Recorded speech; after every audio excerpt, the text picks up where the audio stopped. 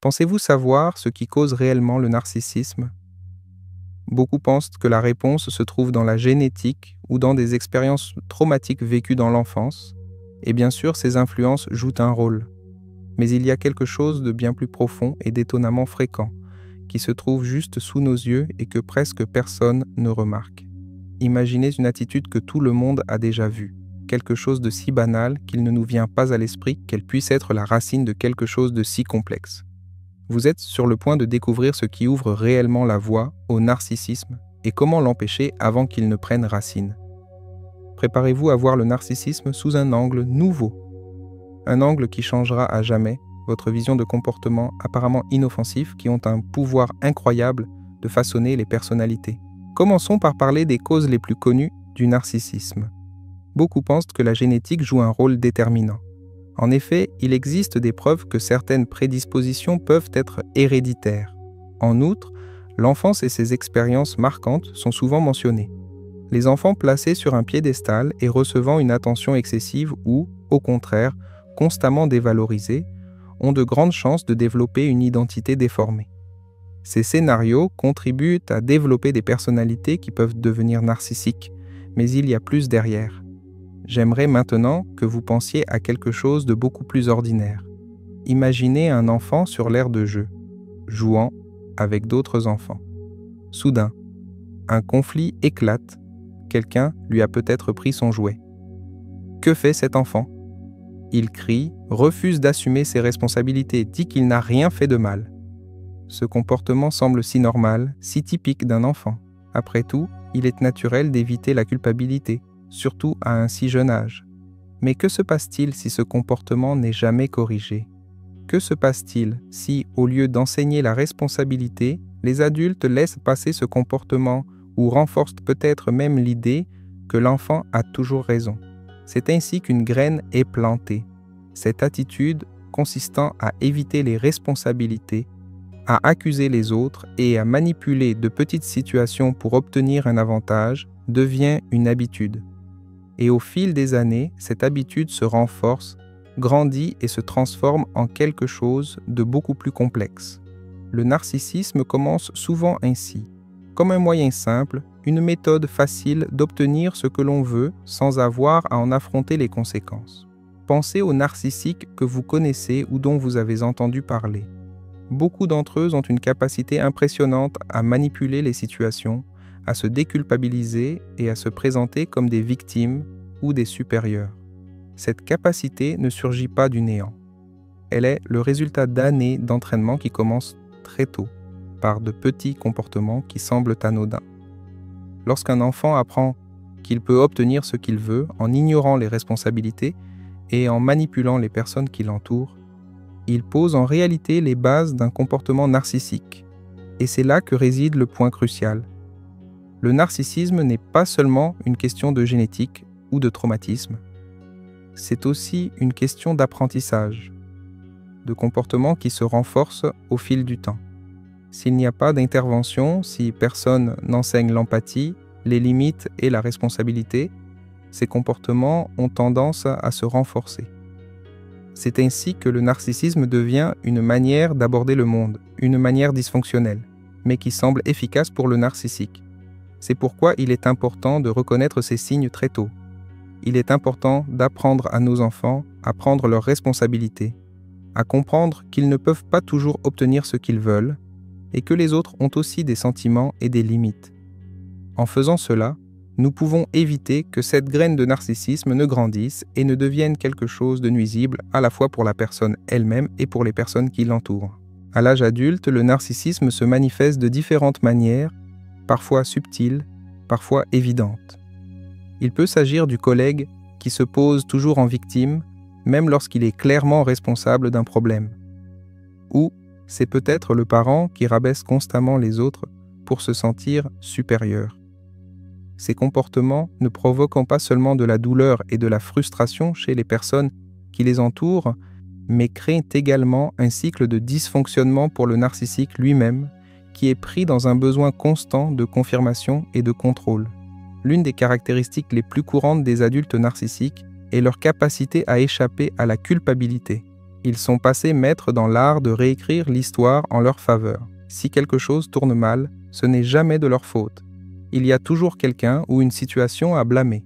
C'est un réflexe direct du comportement appris dans l'enfance, selon lequel il est plus facile de nier la responsabilité que d'y faire face.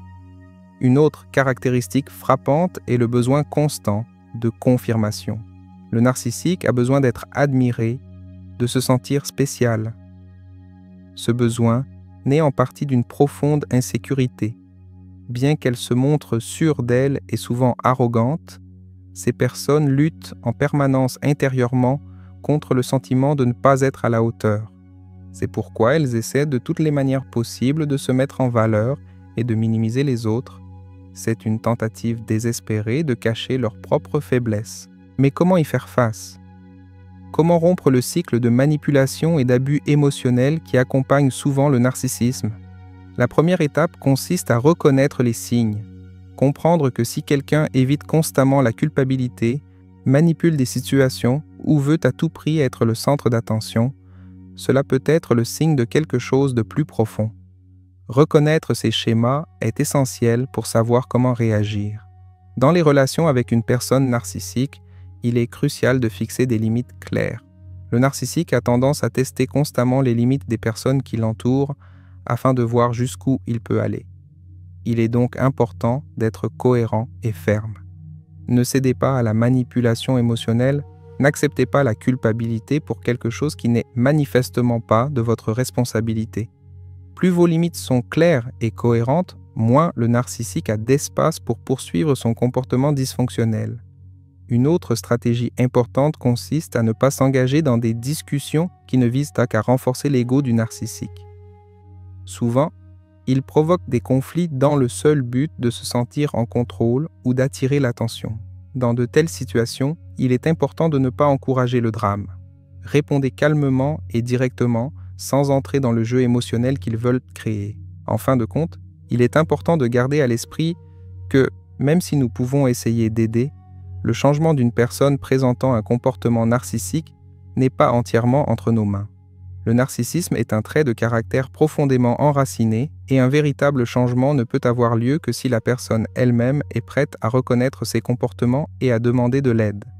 Toutefois, en comprenant mieux ce qui se cache derrière ces attitudes et en posant des limites saines, nous pouvons nous protéger et réduire l'impact négatif que le narcissisme peut avoir sur notre vie. Le narcissisme dans les relations personnelles peut être particulièrement dévastateur. Souvent, le partenaire d'un narcissique est amené à croire que toutes les erreurs et tous les problèmes sont de sa faute. Ce processus est appelé gaslighting, une forme de manipulation émotionnelle qui amène la victime à douter de sa propre perception de la réalité. Le narcissique utilise cette technique pour obtenir le contrôle en se plaçant dans une position de supériorité, tout en présentant constamment l'autre comme insuffisant. Imaginez une situation dans laquelle le partenaire d'un narcissique tente de discuter d'un problème légitime dans la relation. Au lieu d'écouter et de réfléchir à la question, le narcissique déforme les faits, minimise le problème ou accuse même son partenaire d'être trop sensible ou dramatique.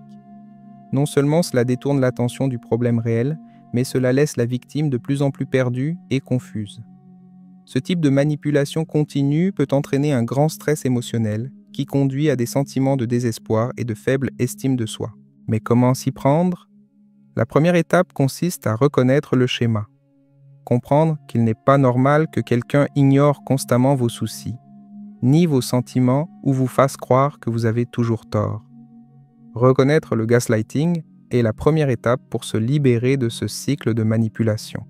À partir de là, il est possible de fixer des limites claires et de chercher un soutien émotionnel, que ce soit auprès d'amis, de la famille ou d'un professionnel, afin de renforcer votre position et d'éviter de retomber dans les pièges émotionnels du narcissique. Le narcissisme peut également se manifester de manière très néfaste sur le lieu de travail. Le collègue narcissique s'approprie souvent le travail des autres, tente de se mettre en valeur au détriment des autres et manipule les situations pour se présenter comme le héros de l'équipe. Ce comportement crée un environnement toxique dans lequel la coopération est sapée et la confiance entre collègues détruite. Si vous vous êtes déjà retrouvé dans une situation où quelqu'un s'attribue constamment le mérite de votre travail ou fait tout pour paraître supérieur, il est possible que vous ayez affaire à un narcissique.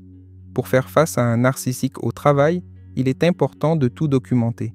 Gardez une trace de vos contributions, des projets sur lesquels vous avez travaillé et des communications pertinentes.